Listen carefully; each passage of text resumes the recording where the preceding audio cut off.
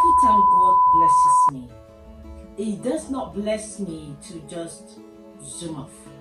That miracle is supposed to be your everyday experience. But because you have zoomed up from God, you will end up in chaos.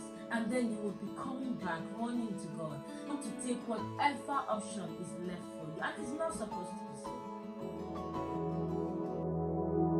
Hello, my name is Lina Grace, and I want His people that were there and everyone. The Bible says, lead me where my trust is without borders.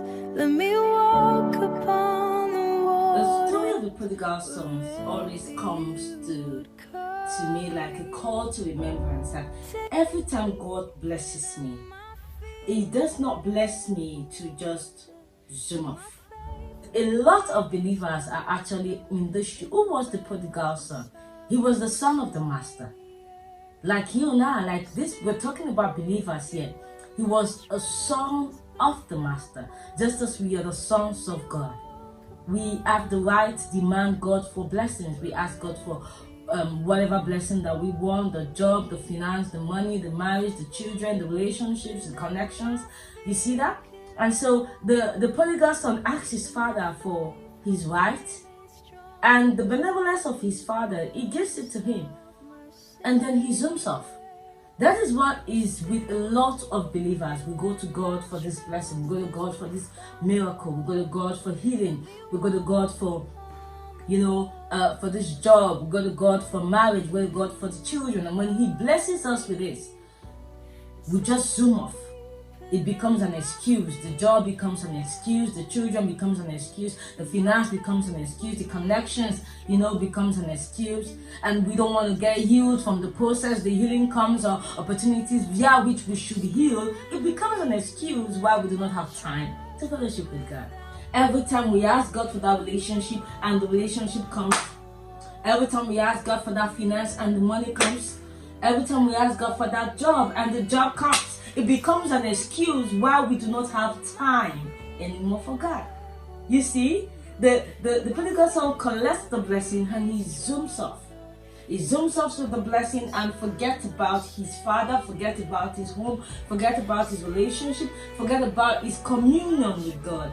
And when he spends all of that blessings away and he is in chaos, he returns and remembers his father. So a lot of us are like that.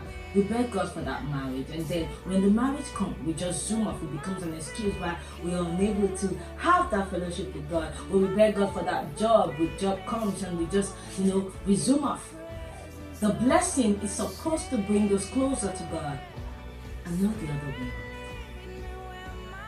Rather, we zoom off, and when there is chaos, now the prodigal son goes far away, and he spends off all the blessings. Now there is chaos in his life, and we come back. You see, believers, they're like, I didn't know that he was going to treat me like that. I didn't know that the job was going to hurt me. I didn't expect my boss to do that to me. I walked with him, I served him, but now there's chaos.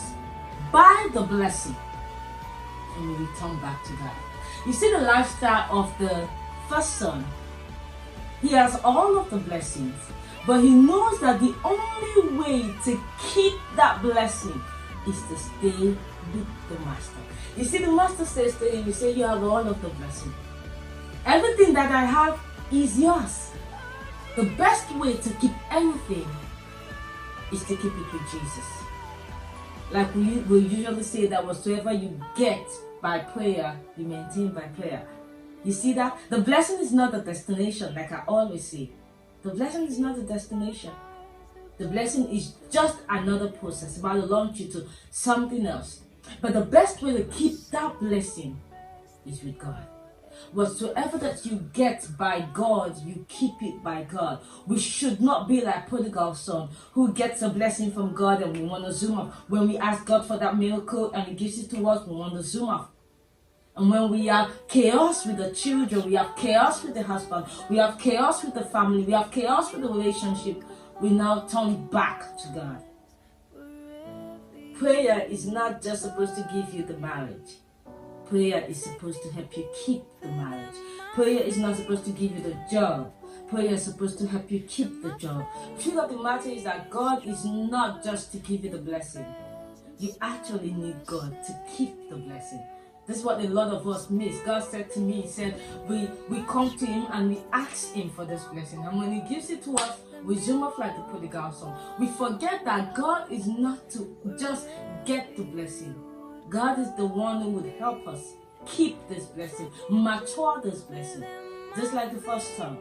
That's a miracle via prayer.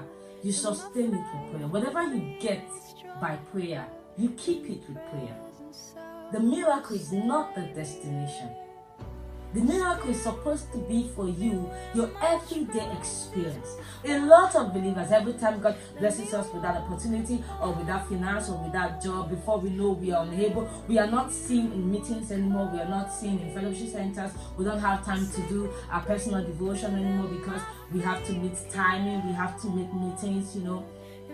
And when we find ourselves in a chaos, we are all coming back in a repentive spirit back to God. Because we fail to understand that whatever we get by God, we can only keep it by God. Whatever we get by God, we can only keep it by God. That miracle is supposed to be your everyday experience. But because you have zoomed up from God, you will end up in chaos. And then you will be coming back, running to God. Then you would want to take whatever option is left for you. And it's not supposed to be so. You see the life of the other son? He's wanting to get angry with his father, and his father says, you have it all, like everything belongs to you. Because the best way to keep any blessing given to you by God is by keeping the blessing with God. So you see that job, the best way to keep it is to keep it with God. You see that relationship that you think you've gotten and you're like, God, thank you for this relationship. And after a while, you are far from God because of the relationship. You will miss it. Because the best way to keep such a relationship is to keep it with God.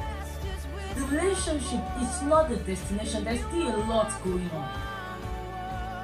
It's supposed to be an experience of jubilee and jubilee and jubilee if you keep it with God. If you keep it with God. So if we stop being like the prodigal son, a lot of blessings handed to us will only end up being multiplied rather than getting us into chaos.